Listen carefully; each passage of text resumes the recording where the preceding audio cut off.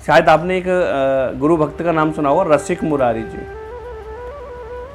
रसिक मुरारी, जिनका जन्म उड़ीसा की मल्ल भूमि रोहिणी नगर में हुआ था। भक्तबाल में इनकी कथा है। और इनके पिता अच्छे जमींदार थे और भगवत भक्त भी थे। इनका नामकरण उसमें पंडितों ने ज्योतिष के आधार पर रसिक रखा, लेकिन महापुरुषों के लक्षण थे, महान संत लगा। पिताजी ने बालक का नाम मुरारी रखना चाहते थे, तो दोनों का मिला के नाम क्या रख दिया इनका, रसिक मुरारी रखा गया, रसिक मुरारी। और अन्नप्राशन के अवसर पर प्रवृत्ति मालूम की, बालक रसिक मुरारी थे ना, तो अन्नप्राशन की स्थिति रखी तो उन्हें चुनने के लिए छोड़ दिया जाता। रसिक मुरारी ने अपने हाथ में अपने ग्रंथों का रतन श्रीमद् भागवत अपने हाथ में उठा लिया। तो लोगों ने सोच लिया कि ये निश्चित ही एक महान संत है, कोई नॉर्मल व्यक्ति नहीं है।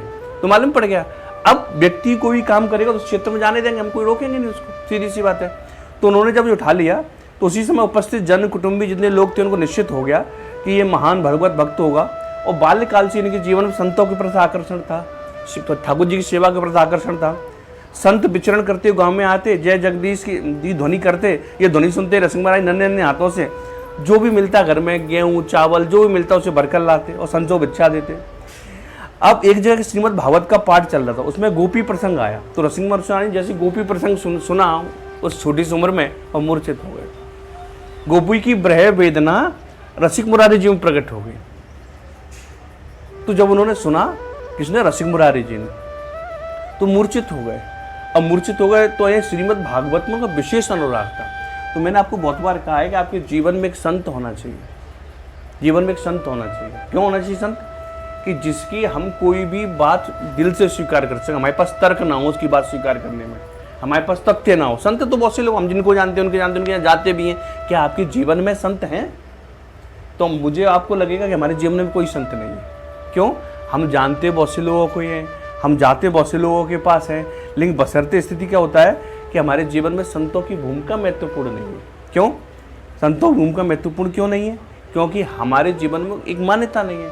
तो एक संत होना चाहिए, एक पंथ होना चाहिए कि हम इस संप्रदाय को मानते हैं, इस फॉलो करते हैं, रास्ता हम इस फॉलो करेंगे। एक ग्रंथ होना चाहिए जो प्राणों से प्यारा हो, भागवत जी, रामचरितमानस जी, विनय पत्रिका जी, भक्तमाली, जो भी आपको अच्छा लगता है, जो आपके गुरुदेव ने आपको प्रदान कर दिया।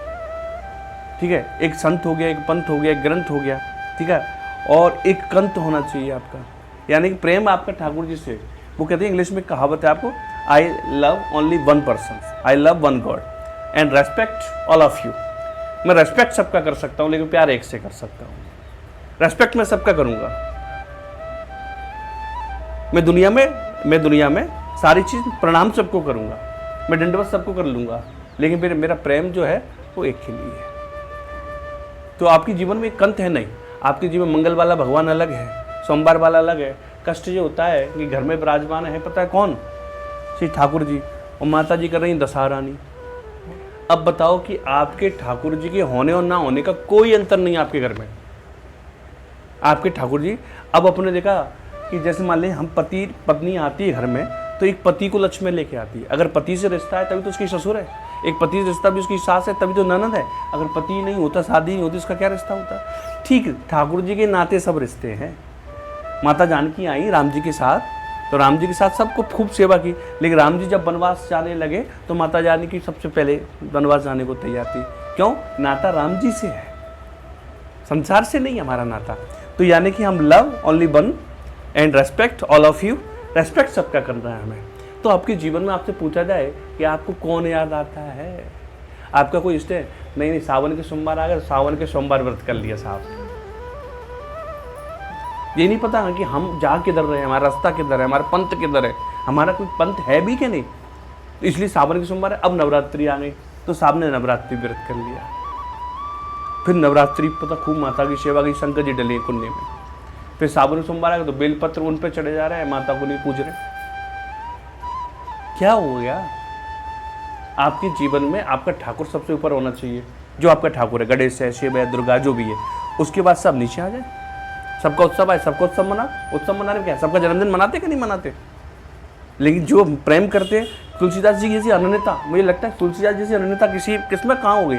वे राहु से भी दुआ कर रहे हैं, प्रार्थना कर रहे हैं, वे केतु से भी प्रार्थना कर रहे हैं, वे भैरव से भी प्रार्थना कर रहे हैं, भूत प्रेत से भी प्रार्थना कर रहे हैं, लेकिन अंत में जब अंतिम पंक्ति लिखते हैं उसमें पता कलम तोड़ देते हैं, आपकी कृपा से मेरे हृदय में श्री राम जी बसे, आपकी कृपा से मेरे हृदय में श्री राम जी बसे, आप नहीं बसे।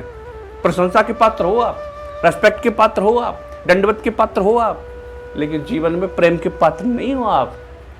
तो रसिक मुरारी जी ने देखा कि उनका जो प्रेम था वो किसमें था? श्रीमद् भागवत में था। और श्रीमद् भागवत में प्रेम था तो गोपी गीत सुनाओ वो बच्चा मूर्छित हो गया।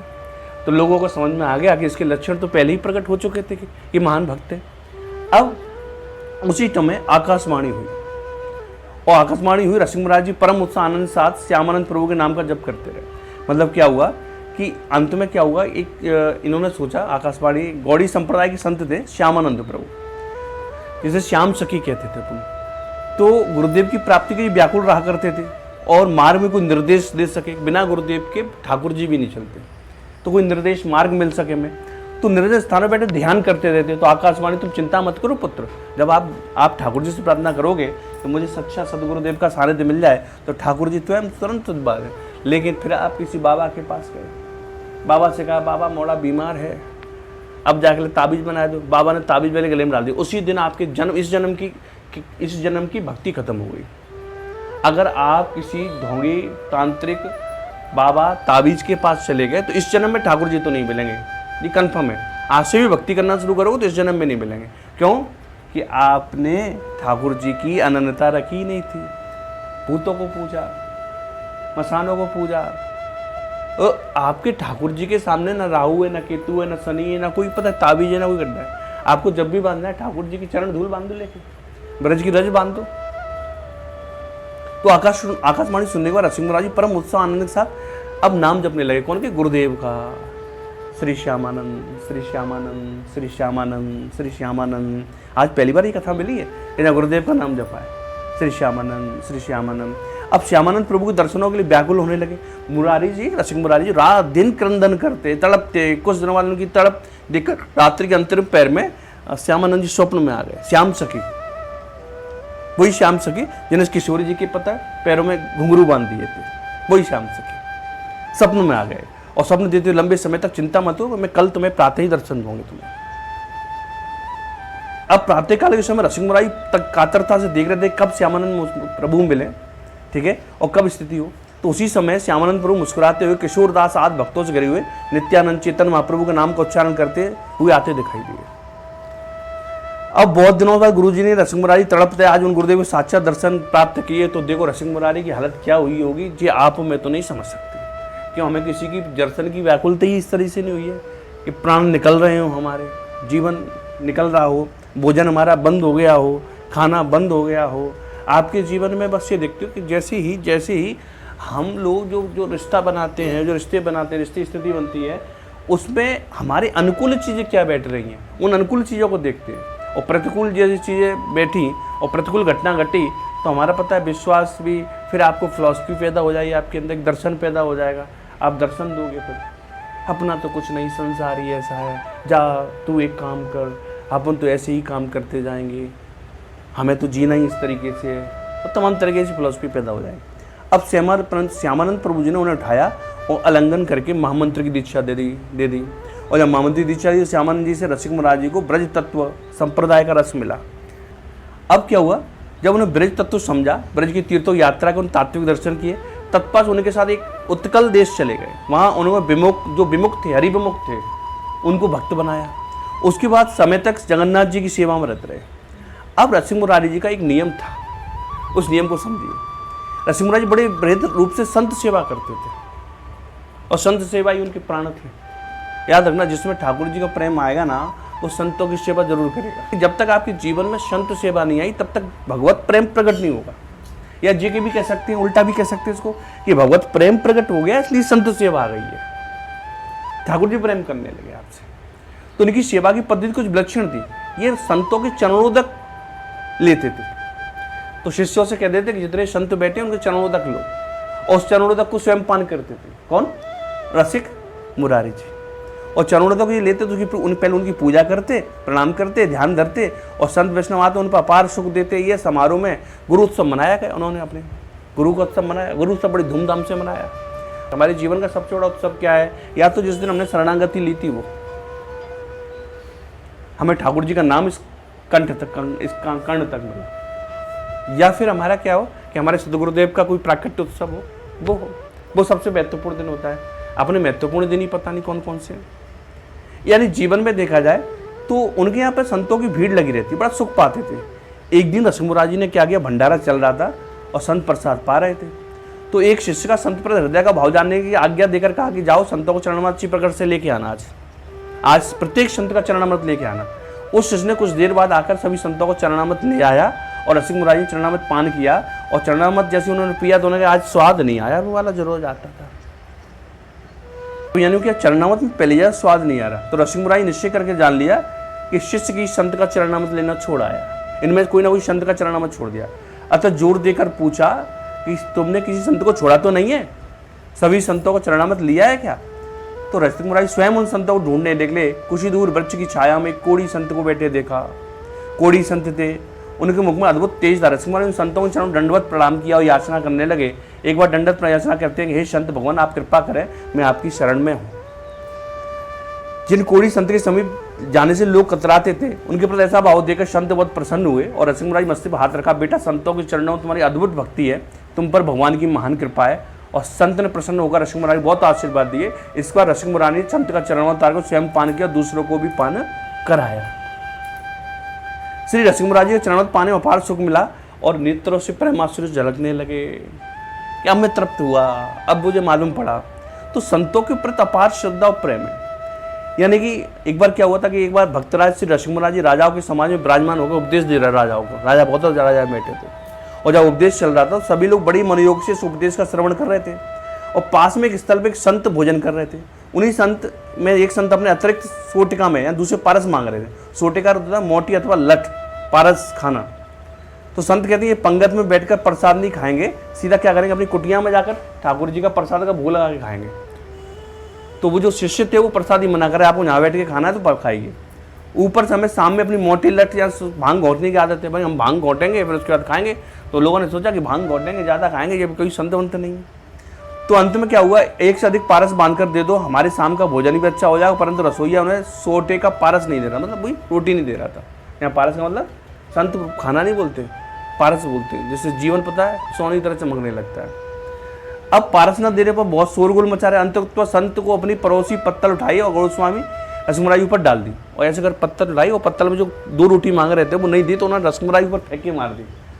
सोचो कितना धैर्य होगा रसिकमुरारी जगह, डाल दी और गालियाँ दी। तो प्रवचन करते मुंह खुला होने के कारण एक लड्डू रसिकमुरारी जी मुख में चला गया। प्रवचन कर रहे थे राजाओं को, मुख में चला गया। और मुख में चला गया तो रसिकमुरारी शांतिपूर्वक गालियाँ सुनते रहे, अवसर दिख रहे, मैं संतों की शीत प्रसादी से विमुख था, आपने कृपा करके मुझे शीत प्रसादी दी थी।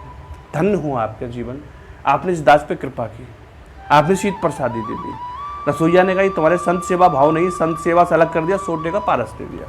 और तुरंत रसोईया को उसी दिन से हटा दिया कि आज से तुम यहाँ मत आना, आज से तुम्हारी सेवाएं सारी क्या की जाती हैं, समाप्त की जाती हैं। ये रसिकमुरारी, ये परम गुरु भक्त। अब क्या हुआ, ये संतों के गुण नहीं देखते थे। अब उन संतों को बोले जी ऐसा कर रहा है, जी ऐसा कर रहा है, जी ऐसा कर रहा है। तो एक दिन की बात है कि रसिकमुरारी जी बाग में संतों की जमात टिकी हुई थी, बहुत सारे संत बैठे थे। तो रसिकमुरारी संतों को दर्शन करने, जहाँ में मालूम पड़ जाता कि पहले संत ऐसे ही घूमते थे। तो संतों को दर्शन करने चले, संतों को दर्शन करने चले, एक संत के उसमें हुक्का पी रहे साहब, गुडर गुडर गुडर। अब उन्होंने रसिकमुरारी का नाम तो उठाई, जैसे रसिकमुरारी जी को देखा उन्होंने हुक्का को छुपा लिया। और जैसे हुक्का को छुपा लिया तो यानी कहीं ना कहीं अपने संतों को संकोच हुआ जानकर ये प्राश्चित किया, रसिकमुरारी ने साधु का सम्मान करना चाहिए, मुझे देख के हुक्का छुपा लिया इन्होंने, इनको पीना है, मुझे मना नहीं करना है। उसी क्षण जाकर पेट पकड़ कर बैठ गए, बोले मेरे पेट में बड़ी जोर से दर्द हो रहा है, मेरा दर्द ठीक हो जाएगा अगर आप कृपा कर दें। तो संत ने पूछा मैं क्या कृपा कर सकता हूँ कि आप मुझे अपना हुक्का दे दें, मैं हुक्का पी लूँगा, मेरे पेट का दर्द ही खत्म हो जाएगा। रसिकमुरारी जी ने कभी हुक्के को हाथ नहीं लगाया, कभी कोई व्यसन को हाथ नहीं लगाया, लेकिन मेरे संत भगवान को कहीं संकोच ना हो जाए कि मेरे वजह से हुक्का छुपाना पड़े। तो इस कारण से उन्होंने तम्बाकू का दे दिया। अब ये आपके जो रसिकमुरारी थे ना, ये रसिकमुरारी क्यों थे, क्यों गुरु की आज्ञा का अक्षरन से पालन करते थे, बिल्कुल अक्षरन से, अगर कह दिया एज इट इज पालन करते थे, इसलिए इनकी प्रसिद्धि है, इसलिए इनके पास पता है ठाकुर जी कृपा है। कैसे, रसिकमुरारी जी गुरुदेव के श्यामानंद के धरिंदा नामक स्थान में रहते थे। तो वहाँ पे क्या होता है, स्थान संबंध कुछ जमीन बानपुर नामक गाँव में थी, वहाँ खेती होती थी, अन्न उत्पन्न होता था, साधु सेवा निमित्त यहाँ पे अन्न मिल जाता था। अब क्या हुआ, जमीन श्यामानंद जी ने एक बूढ़े जमींदार में दान में दे दी थी। अब श्यामानंद जी विरक्त महात्मा थे, किसी को कुछ नहीं लेते थे, इसलिए जमींदार भक्त ने श्यामानंद प्रभु चरण में हाथ जोड़ प्रार्थना की, भगवान आप सच्चे संतों सत्संग बड़े भाव से प्राप्त होंगे, अतः मेरा सौभाग्य है कि आप पवित्र सत्संग का अमृत अंतम से प्राप्त करने हो गया। मैं चाहता हूँ सदैव के लिए निवास स्थान बनाकर परमात्मिक सत्संग में जीवो कल्याण करें, मतलब जमीन है वो आप अपने पास रखें। लेकिन धीरे धीरे क्या हुआ, मेरे पास काफ़ी ज़मीन है, उधर क्या हुआ, वहाँ का नवाब था ना जो, उस नवाब ने कहा ये ज़मीन तो मैं लूँगा, और नवाब ने वो ज़मीन हड़प ली। और श्यामानंद के जो गुरु थे श्याम सखी थे, बड़े सरल स्वभाव के थे, और सरल स्वभाव के थे तो उन्होंने क्या किया कि वो ज़मीन नहीं दी, और ज़मीन नहीं दी तो यानी ऑटोमेटिक क्या होना चाहिए, उन्होंने कहा हमारा अधिकार होना चाहिए, पर लेकिन दे नहीं रहा है। यह सोचकर नवाब ने मंत्री प्राम आदेश जारी कर दिया। अब क्या हुआ, श्यामानंद प्रभु को खबर पहुंचाई, किसके लिए, रसिक मुरारी के लिए। रसिक मुरारी खाना खा रहे थे ऐसे करके, तो उन्होंने कहा जैसे हो वैसे ही चले आओ। तो अपन जैसे आदमी होते तो पहले क्या कहते, हाँ चल रहे हैं, खाना खा लें पहले फिर चलेंगे। उन्होंने हाथ में ऐसे निवाला था और वैसे उठ के चल दिए, अच्छे गुरु आज्ञा का पालन, ऐसे निवाला था और वैसे हाथ में लेके चल दिए। और हाथ में लेके चल दिए तो स्थिति पता क्या हुई, मुंह झूठा था, हाथ में कौर था, निवाला था। और श्यामानंद प्रभु ने जब देखा इसको, रसिक मुरारी को, ऐसी स्थिति में वो तो फिदा ही हो गए, बारी बारी जाऊं मेरा जीवन धन्य हो गया इतने जैसे शिष्य पाकर। तो सीधी सी बात है कि अक्षरन से पालन किया और जैसे चले गए, गुरुदेव से पूछा, प्रणाम किया, तो गुरुदेव से कहा, निवेदन किया, मैं भोजन कर रहा था उस समय आपका पत्र मिला, बिना आचमन की जौका तो चला आया। ये गुरु व्यक्ति देखकर पता क्या हो गया, श्यामानंद प्रभु का हृदय भर गया। बोले बेटा तुझे तो पता है आज से तेरे जीवन में जड़ चेतन सब तेरे बस में होंगे, जड़ चेतन पशु सब तेरे बस में होंगे। जिन्होंने कहा है नवाब के यहाँ जाना शुरू कर दिया, किसने, आपके रसिक मुरारी ने। तो गुरुदेव की आज्ञा लेकर रसिक मुरारी ने आचमन किया, उसके बाद उस स्थान पर भेजा, दुष्ट शिरोमणि नवाब रहता था, वहाँ पे गए। तो गुरुदेव ने नवाब के कारण जब वहाँ पहुँचे तो वहाँ पे क्या देखा, प्रातःकाल गए थे तो सब लोगों ने मना किया, मत जाओ, बड़ा दुष्ट है, तुम्हारा कत्ल कर देगा, उसे संत मंत कुछ अच्छे नहीं लगते। तो मैं गुरुदेव ने आज्ञा की है, मैं तो जाऊँगा। तो उन्होंने क्या किया, उनके दरवाजे पर एक हाथी बना हुआ था, तो वो हाथी पागल हो चुका था, तो जानबूझ के बांधा गया, छोड़ दिया गया। तो जैसे ही वो वहाँ पे पहुँचे रसिक मुरारी जी, तो हाथी पता उन पर पैर रखने वाला था, अरे ऐसा कहा, और हाथी ने पता है डांस करना शुरू कर दिया। हाथी ने डांस, अपनी सूंड से पानी भर के तालाब में से रसिक मुरारी जी का अभिषेक किया, रसिक मुरारी अभिषेक किया, अपनी सूंड पे ऐसे कर बिठा के रसिक मुरारी को पीछे बिठाला, रसिक मुरारी ऊपर बैठ गए हाथी के ऊपर, और नाम रख दिया इसका गोपाल दास, उसको मंत्र दे दिया, उसको वैष्णव बना दिया। अब दोनों ही मंत्र जाप करें। अब कर्मचारियों ने जाके कहा, किससे कहा, उस नवाब से कहा कि ऐसी ऐसी स्थिति है, अब क्या किया जाए।